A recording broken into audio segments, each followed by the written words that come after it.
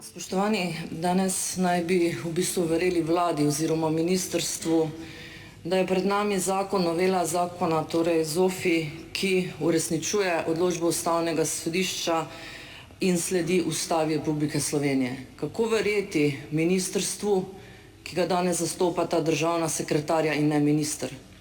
Kako verjeti ministrstvu, ki ima državne sekretarje, ki se brez sramu slikajo s totalitarnimi simboli in zagovarjajo javno šolstvo kot neodvisno šolstvo?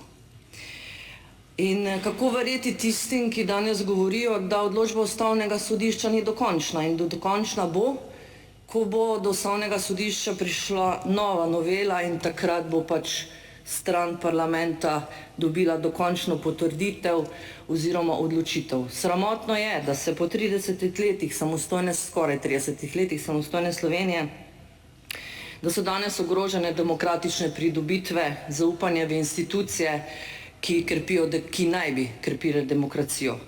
Da se izgublja zaupanje v Državni zbor kot institucijo, ki bi morala spoštovati odločitve Ustavnega sodišča, Ustavo, ki bi morala slediti Ustavi kot temeljnemu aktu naše države, ampak to dela le očitno navidezno.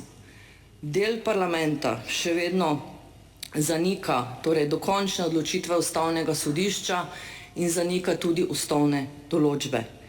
Ustavne demokracije v Sloveniji ne bo brez varuha oziroma ni brez varuha Ustave in človekovih pravic, torej ni brez Ustavnega sodišča.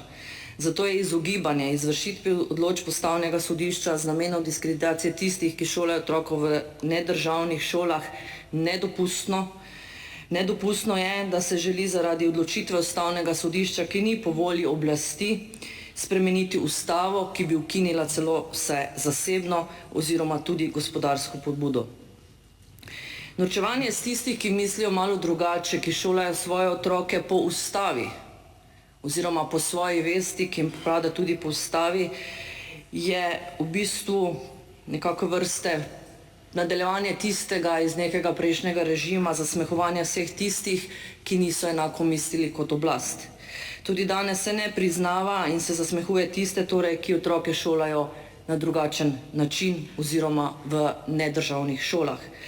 Država, ministrstvo, vlada bi danes želela še vedno določati, v katero šolo naj gre kateri otrok, in seveda to naj bo državna šola, kjer je kontrola popolna, kajti če kontroliraš šole, kontroliraš tudi ljudi. Posiljevanje ministrstva in vlade z novelo zakona, ki ne zasleduje ustavne odločbe, še manj pa Ustavo, je na temeljih ideologije totalitarnega režima dobila krila. Grožnje levice o ukinjanju zasebnega in na trenutke seveda tudi glasno odobravanje koalicije, pa v bistvu potiho pa kar v celoti, pomeni grožnjo demokratičnim procesom in demokratični pridobitvi samostojne Slovenije. Iz ustavne dolžnosti učencev, da obiskujejo obvezno osnovno šolo, javno veljavne programe v teh šolah, izhaja, da se morajo vsi takšni javno veljavni programi tudi enako financirati, kar je jasno povedalo Ustavno sodišče v odločbi 2014. Iz Ustave pa tudi izhaja svobodna izbira, v katero šolo se bo otrok izobraževal. Novela zakona, ki je danes ponovno v obravnavi glede na veto Državnega sveta, na novo postavlja programe, na novo jih definira in ločuje med programi javno veljavnimi programi in programi, ki so pridobili javno veljavnost v zasebnih šolah seveda. Poslabšuje položaj financiranja javno veljavnih programov v nedržavnih šolah. Po odločbi Ustavnega sodišča je javno veljavne programe, ki jih mora šola obvezno ponuditi, potrebno financirati enako, ne glede na to, kdo je ustanovitelj, ali država ali kdo drug. Izvzeti so seveda programi, ki zasledujejo partikularne interese šole. Sedaj starši plačujejo 15% tega javno veljavnega programa, po noveli bi bilo to 35%.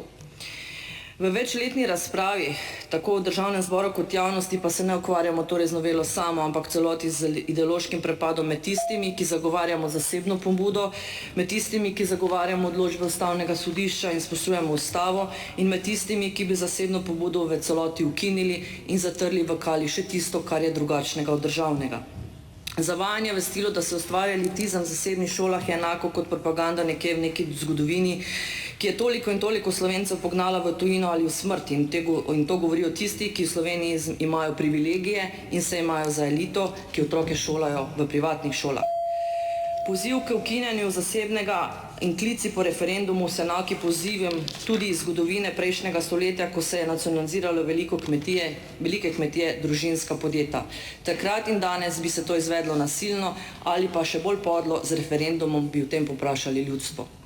Kljub zavrnitvi strani zakona, torej zakona strani vlade, različnih pravnih mnenj in državnega sveta, vlada nadaljuje s pogalinskim delom. Vprašanje je, kako dolgo še. Zakona v Slovenski demokratski stranki tudi v tem delu, tudi danes ne bomo podprli.